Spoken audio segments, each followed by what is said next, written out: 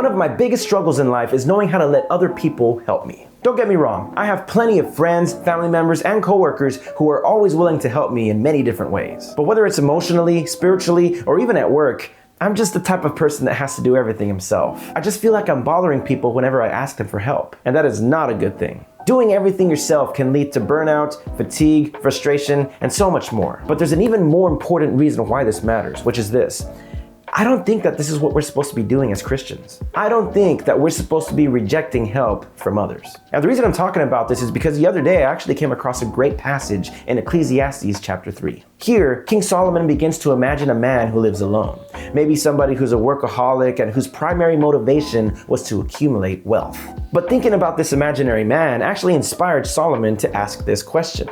What good is all that wealth and hard work you spend so much time on if there was no one to enjoy the fruits of your labor? And then Solomon arrives at this conclusion in verses 9 through 10, which really spoke to me.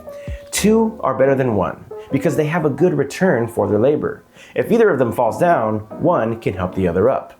But pity anyone who falls and has no one to help them up.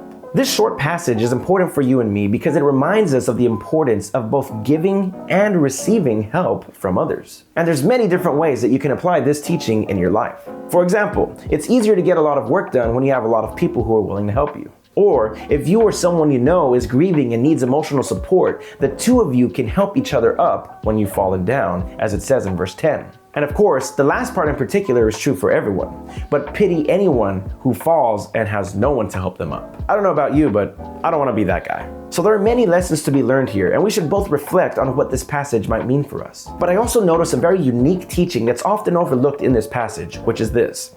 It isn't just a blessing to give help to others, but it's also a blessing to receive help from others too.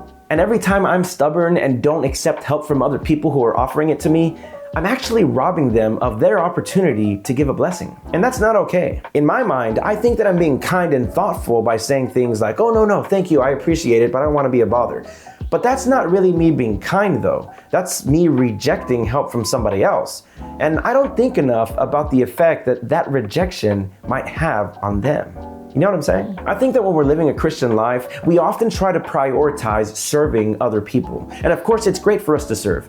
But if we aren't careful, then that habit of serving others can turn into a type of vanity where we're always wanting to be the hero who saves the day or always be the person who has a solution to every single problem. And it's during those times that we should pray that the Holy Spirit snaps us back into place and reminds us to humbly accept the fact that we cannot do everything ourselves. That's one reason why we have fellowship and church community, to build each other up and serve each other, which goes both ways, both in giving and receiving. So we shouldn't let our pride get in the way of accepting help from other people. Which leads me to the final lesson that I want you to take away from this video, which is this.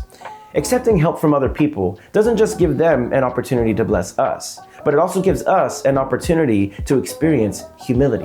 And we should take advantage of that opportunity when it comes to us. It's just like Solomon says here. Both types of people have a return for their labor. The one who serves gets to bless the other, and the one who receives the blessing learns humility in the process. Sometimes you're going to be the one who serves, and other times you'll be the one who learns humility.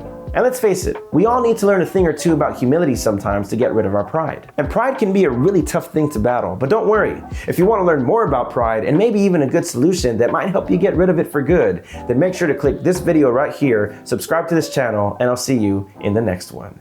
God bless.